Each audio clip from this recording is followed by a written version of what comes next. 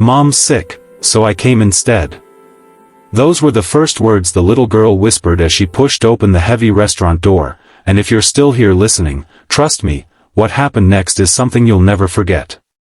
Before we dive in, make sure you like this video and subscribe to the channel, because stories like this, stories that grab your heart and won't let go, are what we share every week. The girl couldn't have been more than 8, with 2 messy pigtails and a backpack almost bigger than she was. She stood on her tiptoes, scanning the room until her eyes found the man sitting alone at the far corner table. He was impossibly polished, sharp suit, expensive watch, the kind of presence that turned heads without even trying. Adrian Locke, the cold and unreachable millionaire CEO, a man whose time was booked months in advance, yet here he sat, waiting for a blind date he never would have agreed to if not for his persistent older sister. He looked up, confused. "Can I help you?" The girl swallowed hard. "Are you Adrian?" "I'm Lily. My mom was supposed to come, but she's really sick today. She didn't want to cancel. She said she didn't want to disappoint you." Adrian blinked slowly, thrown off for the first time in a long while. He was used to mergers, negotiations, people trying to impress or deceive him, but not this. Not a little girl standing in front of him with honesty so raw it felt like a punch to the chest. "Your mother sent you here, alone?" Lily clutched her backpack straps. "She said it was important. She said you might be the person who could change our life." Those words landed somewhere deep inside him, a place he liked to pretend didn't exist. Adrian exhaled and gestured to the chair. "All right, Lily. Why don't you sit?" She climbed onto the seat, legs dangling, trying to look confident. Her bravery impressed him more than he expected. "So," he said gently, "what did your mom want to tell me?" Lily hesitated, then pulled out a stack of papers from her backpack. They were medical bills, unpaid, overdue, terrifying. "She said to give you these. She's been working 2 jobs since Dad left. But she got sick, really sick. I don't know what she has exactly, because she hides it, but she gets tired all the time and coughs a lot. She thinks she won't get better." Her voice cracked on the last word, and the restaurant's noise seemed to fade until it was just the 2 of them. Adrian stared at the bills. Something twisted in him, something he hadn't felt in years. Empathy. Maybe even guilt. His own mother had died young, struggling and overlooked, while he clawed his way to the top alone. "Does your mother know you showed me these?" he asked quietly. "She told me not to show them unless you seemed like a good person." Lily squared her shoulders. "You seem like one." The simplicity of her trust almost broke him. He cleared his throat, suddenly unsure of what to do. "Lily.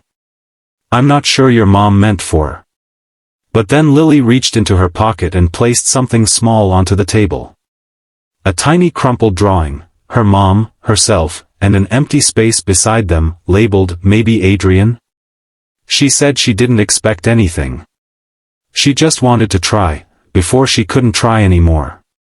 And that was the moment Adrian Locke, untouchable, intimidating Adrian, felt his walls crack.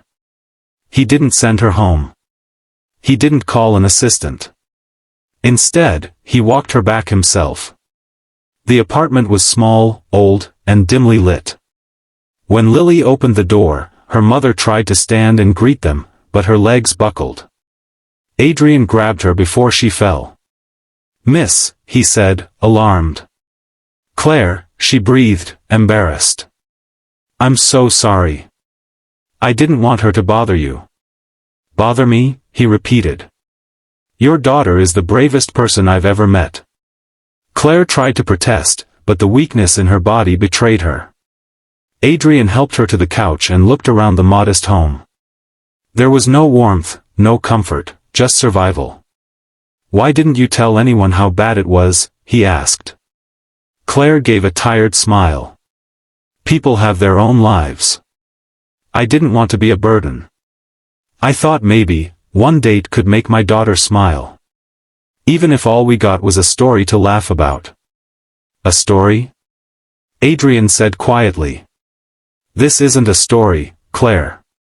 You need help.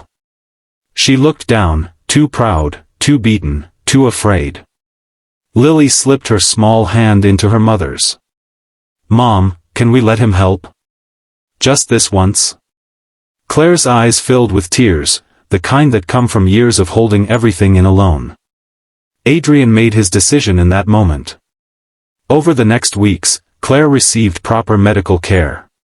Adrian arranged specialists, treatment plans, and support, not as charity, but as responsibility. Lily came to his office after school, coloring beside him during meetings, unknowingly softening his sharp edges. Claire regained strength, surprised by his patience, his consistency, and the gentle humor he kept hidden from the world. The three of them slowly became something like a family. One evening, after months of healing and rebuilding, Lily tugged on Adrian's sleeve. Are you going to marry Mom someday? Adrian coughed on his drink. Lily. Because you fit in the drawing now, she said simply. Claire overheard from the doorway, cheeks warming. Lily, sweetheart, don't pressure. But Adrian looked at both of them, something genuine settling in his eyes. Maybe someday, he said softly. If your mom will have me. Claire's breath caught. Lily beamed. And the world, for a moment, felt exactly as it should. By the time you're watching this, years have passed since that first day in the restaurant. And the message is simple, sometimes the people who change our lives aren't the ones we expect. Sometimes they walk in wearing pigtails and carrying two big backpacks. Sometimes second chances come disguised as blind dates gone wrong. And sometimes healing begins when we finally allow someone in. If this story touched your heart, don't forget to like this video and subscribe to the channel. There are more stories waiting, stories of hope, courage, and the unexpected magic in everyday moments.